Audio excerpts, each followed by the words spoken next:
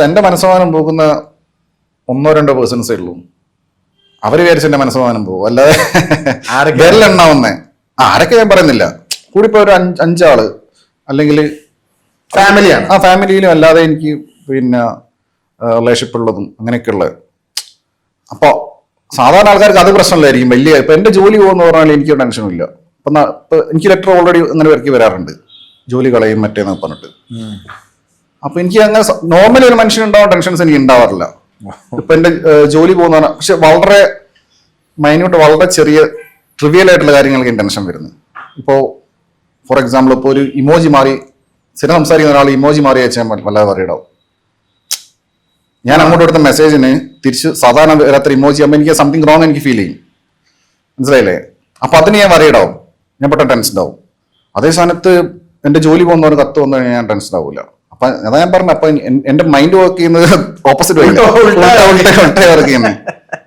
അപ്പൊ ആൾക്കാർ എന്നെ പോലെ ഇത്രയും പ്രഷറൈസ്ഡ് ആയിട്ടുള്ള ഒരു സിറ്റുവേഷനിൽ ജീവിക്കുന്ന ആൾ എന്തിനാണ് ഒരു ഇമോജി മാറി പറയിടാവുന്നത്, അല്ലെങ്കിൽ സ്റ്റിക്കർ മാറി പറയിടാവുന്നത്? ആവശ്യമില്ല. അതാണ് എനിക്ക് പ്രഷർ. അതിനാണ് എന്റെ സമാധാനം പോകുന്നത്. പിന്നെ അയാൾ പിറ്റേന്ന് രാവിലെ വരെ മെസ്സേജ് അയച്ചില്ലെങ്കിൽ എന്റെ അന്ന് രാത്രി ഭയങ്കര വറീഡായിരിക്കും, മനസ്സിലായി? അത് ബട്ട് അത് വളരെ വിരലുണ്ടാവുന്ന ആൾക്കാരേ ഉള്ളൂ, മനസ്സിലായില്ലേ? ഓക്കെ. മെസ്സേജിന്റെ കാര്യമില്ല ഞാൻ പറഞ്ഞത്. കോൾ ഇപ്പം വീട്ടിലേക്ക് വിളിച്ച് അല്ലെങ്കിൽ അങ്ങനെയുള്ള എന്തെങ്കിലും ചെറിയ ചെറിയ കാര്യങ്ങൾ. അതെനിക്ക് ഭയങ്കര സർപ്രൈസിങ് ആയിപ്പോയി. ഓക്കെ. ഈ യൂട്യൂബേഴ്സിന്റെ ഒരു സംഘടന ഉണ്ടായിരുന്നില്ല, ഇപ്പോഴും ഉണ്ട്. അപ്പം അതിൽ ഉണ്ടോ? അതില് ഞാൻ മെമ്പർഷിപ്പിന് പൈസ കൊടുത്തിട്ടുണ്ട്. ആക്റ്റീവ് അല്ലല്ല, ഞാൻ പബ്ലിക്കിൽ പോകാറില്ലല്ലോ. ഒരു തവണ അന്ന് പോയപ്പോഴാണ് ഇവരെന്നെ പിടിച്ചത്. നിങ്ങൾ ഫസ്റ്റ് ചോദിച്ച ചോദ്യമില്ല, മെസ്സിന്റെ അതിനായിരുന്നു പ്രസ് മീറ്റ് എന്തോ പ്രസ് മീറ്റ് അല്ല, അത് കിക്കിന്റെ ഫസ്റ്റ് ജനറൽ ബോഡി മീറ്റിംഗ് ആയിരുന്നു. അതിനായിരുന്നു. അത് ഞാൻ അന്ന് പോയ ശേഷം അന്ന് ഞാൻ വേറെ ഇന്റർവ്യൂ ഉണ്ടായിരുന്നു, ധ്യാനമായിട്ടുള്ള ഇന്റർവ്യൂ ഉണ്ടായിരുന്നു. അപ്പൊ അത് വന്നതുകൊണ്ട് ഞാൻ അവിടെ പോയി. അതിനായിട്ടാണ് ഞാൻ പോകില്ലായിരുന്നു. വല്ലാണ്ട് ഒരു ഹെൽത്തി കോമ്പറ്റീഷൻ അപ്പുറം എല്ലാവരുമായിട്ടും നല്ല സൗഹൃദം തന്നെയാണോ? നല്ല സൗഹൃദമല്ല, വി ആർ വെരി ക്ലോസ്. എല്ലാവരും ഓൾമോസ്റ്റ് എല്ലാവരും. അത് വെച്ച് ഡെയിലി സംസാരിക്കുക അങ്ങനെയല്ല. നമുക്ക് എന്തെങ്കിലും ഒരു ആവശ്യം ഉണ്ടെങ്കിൽ ഒരു പ്രശ്നം വന്നാൽ കോളിനപ്പുറത്ത് ആളുണ്ട്. ഈ ഏറ്റവും ക്ലോസ് ആയിട്ടുള്ള ഏത് പാതിരാത്രിക്ക് എനിക്ക് വിളിക്കാൻ പറ്റുന്ന തോന്നുന്നു 2 പേരുടെ പേര് പറയാൻ തുടങ്ങിയ ആരായിരിക്കും? ആരാണ് വിളിക്കാം? ഉണ്ണിയെ വിളിക്കാം, സീക്രട്ടിനെ വിളിക്കാം, ഷസാമിനെ വിളിക്കാം. ഞാൻ എൻ്റെ ഇതിൽ റിവ്യൂ ചെയ്യുന്ന ആൾക്കാരാണ് പറയുന്നത്. തിരുവനന്തപുരത്ത് വിളിക്കാം, സുധീഷ് പൈനെ വിളിക്കാം, പിന്നെ വിളിക്കാം, ആരാണ് വിളിക്കാം. എനിബഡി. റിവ്യൂ ഗ്യാങ് ആണല്ലേ? നമ്മള് ഒരേ ഇതിലാകുമ്പോൾ നമുക്ക് നമ്മളെ പോലെ അറിയാതെ നിങ്ങളിപ്പം മീഡിയയിൽ വർക്ക് ചെയ്യുന്നുണ്ട്, നിങ്ങൾക്ക് കോമ്പറ്റീഷൻ എല്ലാം ഉണ്ടെങ്കിൽ എല്ലാവരുമായിട്ടും നിങ്ങൾക്ക് ഒരു കണക്ഷൻ ഉണ്ടല്ലോ. അത് സ്വാഭാവികമായിട്ടും വരുന്നല്ല, നമ്മളങ്ങനെ മീറ്റപ്പ് വെച്ച് പരിചയപ്പെട്ടിട്ട് അങ്ങനെയൊന്നല്ല. ഓരോ കാലഘട്ടത്തിലും സിനിമയെ റിവ്യൂ ചെയ്യാനും അല്ലെന്നുണ്ടെങ്കിൽ സിനിമയ്ക്കുള്ളിലെ ഗോസിപ്പുകൾ പറയാനും ഒരു വിഷയത്തിനെ പറ്റി ശക്തമായി പ്രതികരിക്കാനും ഓരോരോ ആൾക്കാരുണ്ടായിരുന്നിരിക്കണം. ഒരു പക്ഷെ പണ്ട് എഴുതിക്കൊണ്ടിരുന്ന ഒരു പല്ലിശ്ശേരി എന്ന് പറയുന്ന ഒരു അദ്ദേഹം ഉണ്ടായിരുന്നു. എഴുത്തുകളിലൂടെ സിനിമയുടെ ഗോസിപ്പുകൾ പറയുകയും അല്ലെങ്കിൽ സിനിമയുടെ പിന്നാമ്പുറ കഥകൾ പറയുകയും ഉണ്ടായിരുന്നു. അപ്പം അങ്ങനെ ഓരോ കാലഘട്ടത്തിലും ഓരോ മേഖലയിൽ ഓരോരുത്തർ ആൾക്കാർ പൊങ്ങി വരും. അപ്പൊ ഇപ്പൊ റിവ്യൂവിൽ ഏറ്റവും കൂടുതൽ പൊങ്ങി വന്നിരിക്കുന്നത് അശ്വന്താണ്.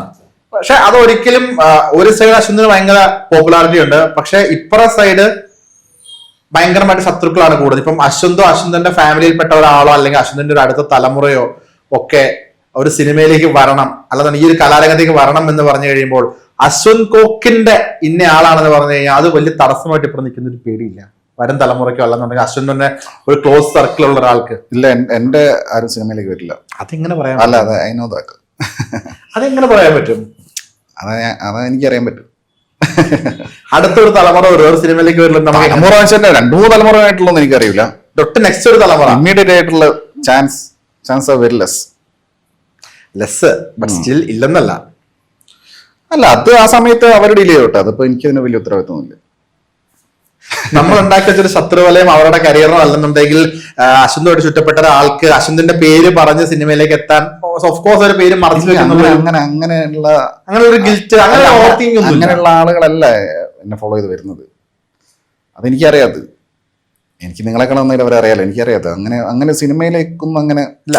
ഞാൻ എന്താ വെച്ചാൽ അശ്വന്തിന്റെ നെക്സ്റ്റ് ജനറേഷൻ ഉണ്ടല്ലോ, കുറെ ജനറേഷൻ കണ്ടില്ല, എനിക്കറിയില്ല, ഇപ്പം പറയാൻ പറ്റില്ല. തൊട്ട് ഇമ്മീഡിയറ്റ് പശുവിന്റെ കുട്ടികളെ ഇമ്മീഡിയറ്റ് ആയിട്ടുള്ള വരില്ല, എനിക്കറിയാത്.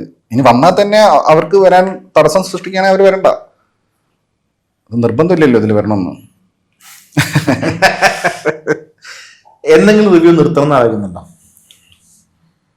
അതിപ്പോ അറിയില്ല, എനിക്കിത് മടുക്കും. ഇനഫ് എന്ന് തോന്നിക്കഴിഞ്ഞാൽ നിർത്തും.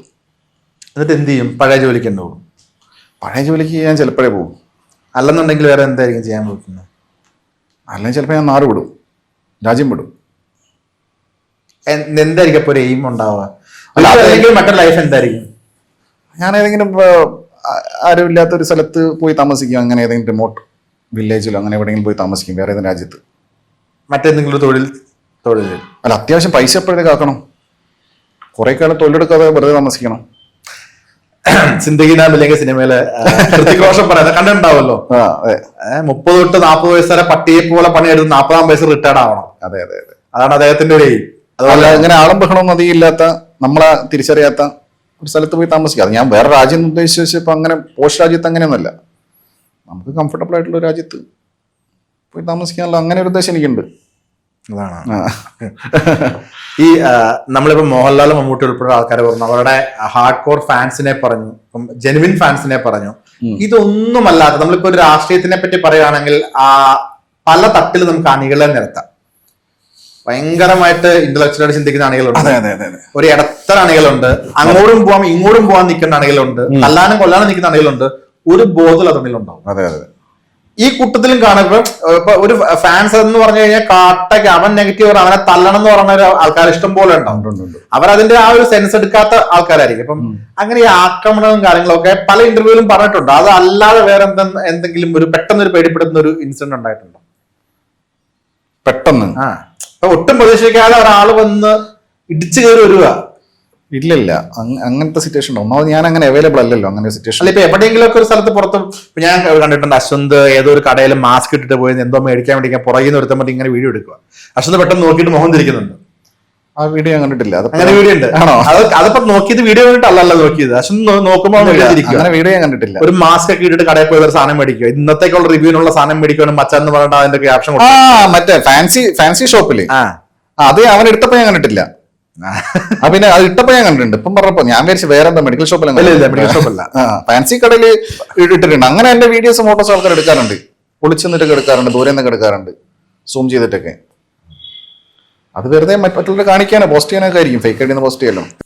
ഇത്രയും സ്ട്രെസ്സും പ്രഷറിലും നിൽക്കുന്ന ഒരാള് ദൈവവിശ്വാസിയാണോ? Never ever. അന്നുമല്ല ഇന്നുമല്ല. എന്തിനാണ് വിശ്വാസം ശരിക്കും? എങ്ങനെ വിശ്വാസം? ഒരു എനർജി വിശ്വസിക്കുന്നുണ്ടോ? ഇല്ലല്ല, ഒന്നും വിശ്വസിക്കുന്നില്ല. I believe in science. ഞാനൊരു എത്തീസ്റ്റാണ്. ദൈവം എന്ന് പറഞ്ഞ സംഭവം ഇല്ല എന്നാണ് ഞാൻ മനസ്സിലാക്കുന്നത്. ഓക്കെ.